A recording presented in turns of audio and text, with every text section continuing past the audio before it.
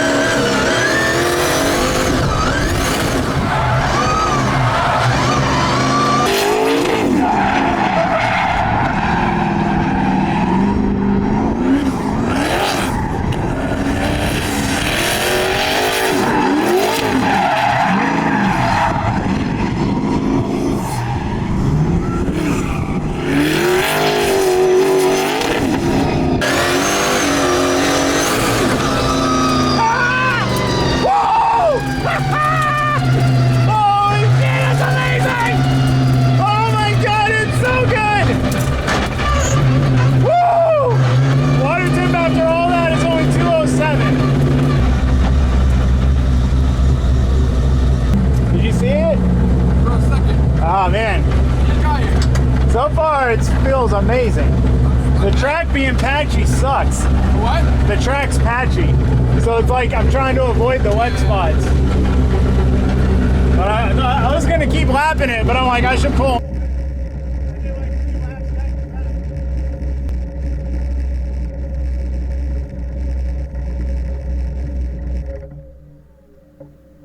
All right, let's try this again.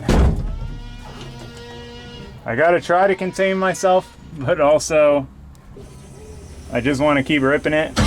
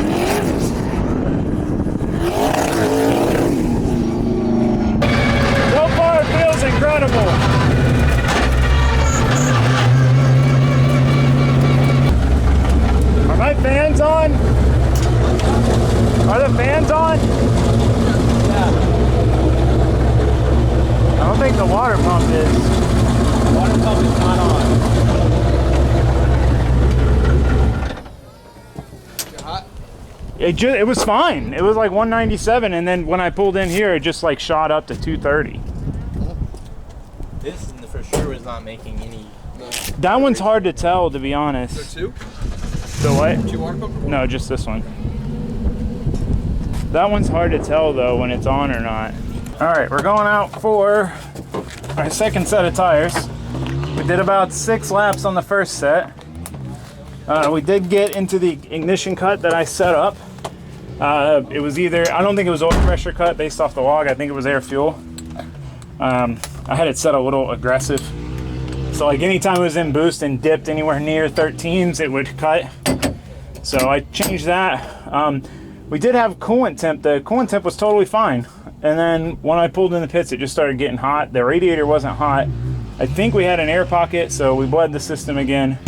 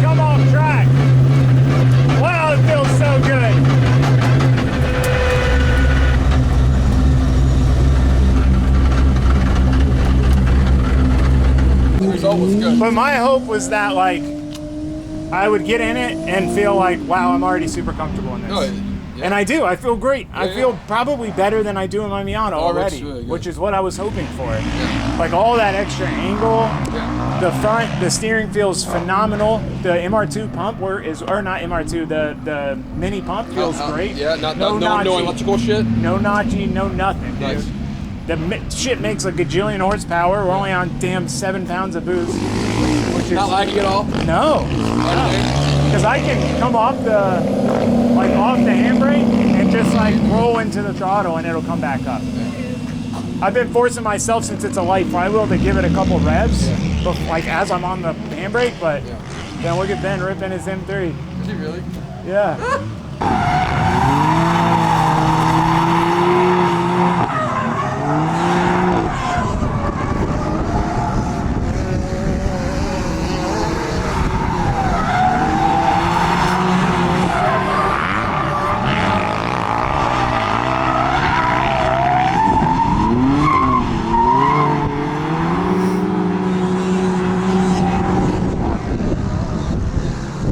That thing looks like it slides in a minute. All right.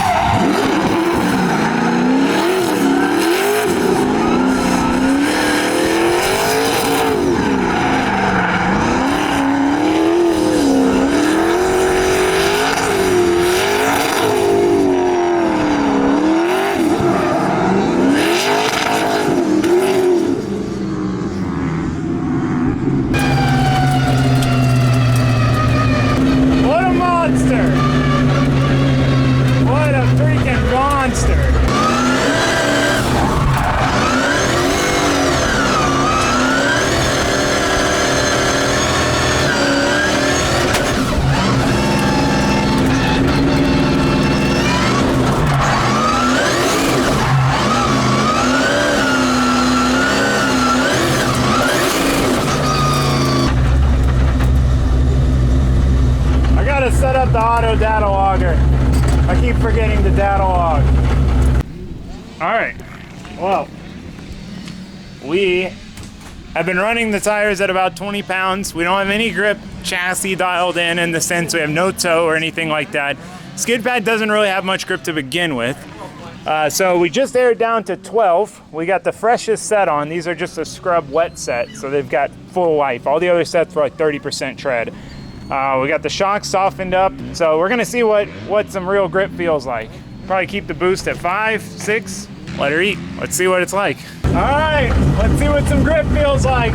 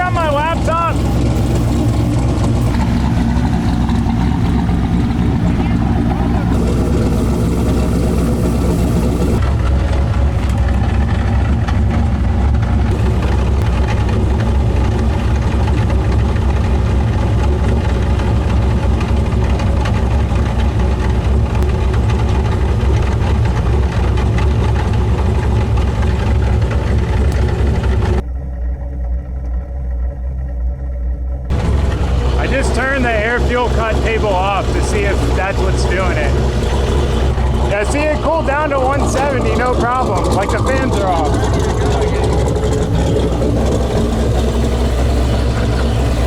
Alright. Alright, I turned the air fuel cut off. So I think it's happening like hard throttle randomly. So to clarify here, the reason I was willing to turn the air fuel safety off is I had looked at the logs, and all but the one session where we ran the boost controller on, we're on 5 to 6 pounds of boost, and the spot where it was going lean and triggering that safety was basically just getting back in the throttle, low load type situation. It just needs to be tuned out. There's these weird areas you get into with a drift car. So everything seemed safe. When the car was under load, the air fuels were great. So I turned it off just to make sure that that was what our ignition cut was, not something else.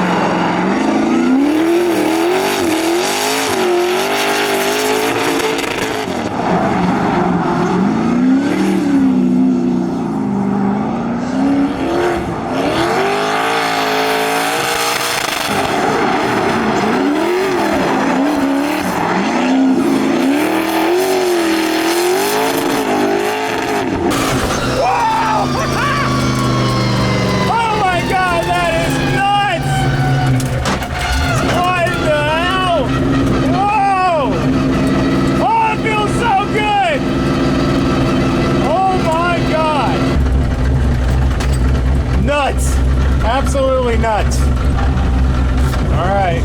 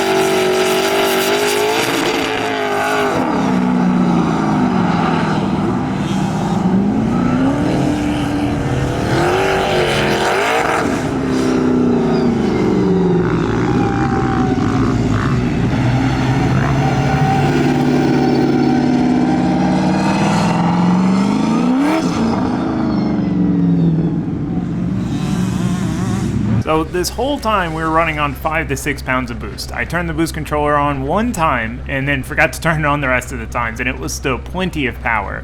And cooling wise, you know, we would end the lap between 205 and 210, and then I'd pull around, I'd wait just 10, 15 seconds, it'd already be back down to 190, we'd take off and go again.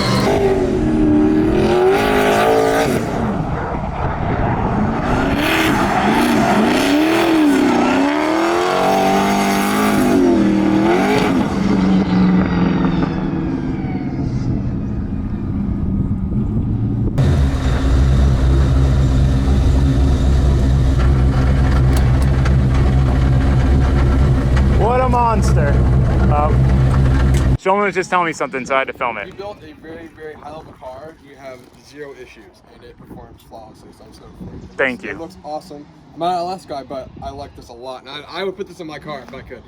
Dude, we literally had no issues. And I can say that now because we're putting it in the trailer. The only thing was we didn't empty the vent tank for the dry sump. It's not a catch can. It just vents the dry sump tank. Otherwise, it would be sealed completely. And it just had a bunch of water and E in it, basically, just evaporation. So we didn't do that. And then the cooling thing, we just burped the cooling system, jacked it up, bled it, and it's been great ever since. So that is literally, I could not have asked for better. That was the dream coming here, was like, if we go in there, we have no issues. I get in the car, it feels good off the bat. We didn't touch the suspension, we didn't make a single change. And it feels great. I'm happy, very happy. All right, well, we made it back home with the old girl. She is absolutely covered in rubber. What a phenomenal test day, really in every sense. You know, it just could not have gone better. Firstly, the rain. You know, I was in such a rush to get those first few laps in because they might have been our only dry laps. We had rain every day, and it didn't rain at all. We didn't get a single bit of rain. It looked like it a couple times, which kind of rushed me, but you know, overall, it didn't rain. It was a beautiful day. I mean, you couldn't have asked for a better day to test this thing. And then the car worked perfectly. I mean, all we had to do, we had to bleed the cooling system. Little air bubble in the cooling system. We had to drain the dry sump vent tank. I just hadn't drained it the whole time. I meant to do it beforehand, but just got caught up in everything else. And we clipped the AFR safety a couple times just because of where I had it set. But we took the logs. I'm going to send all the logs to Kevin and see what he thinks. But from what I was looking at, we were only on 5.5 pounds, basically like 6 pounds max most of the time. I did turn the boost controller on for like a couple laps, and I left the knob adjusted. But I forgot that I've got to actually press the button too every time I start the car. That's how I have it set up, so it defaults to wastegate. So pretty much 90% of the time we were on low boost. We were on 6 pounds of boost. I cannot imagine this thing at 15 pounds of boost. But the car felt great. You know, it ran great all day. We didn't have to mess with it, and you know, we didn't make any changes to the suspension from where it was at. We don't have the sway bars hooked up right now because the front one's not going to work right. And the car still felt great, felt really well balanced, really controllable, had a ton of angle. You know, I felt right at home in the car instantly. And that was, you know, best case scenario. That was the dream, was like, if we can go out and drive this car and I feel good in it off the bat, I'm not, you know, on edge, like really not able to predict what the car is going to do, we're going to be in good shape. And the car felt incredible. I mean, I have never driven a car like this. Never driven a car with a dog box. The Miata is the rowdiest drift car I've ever driven.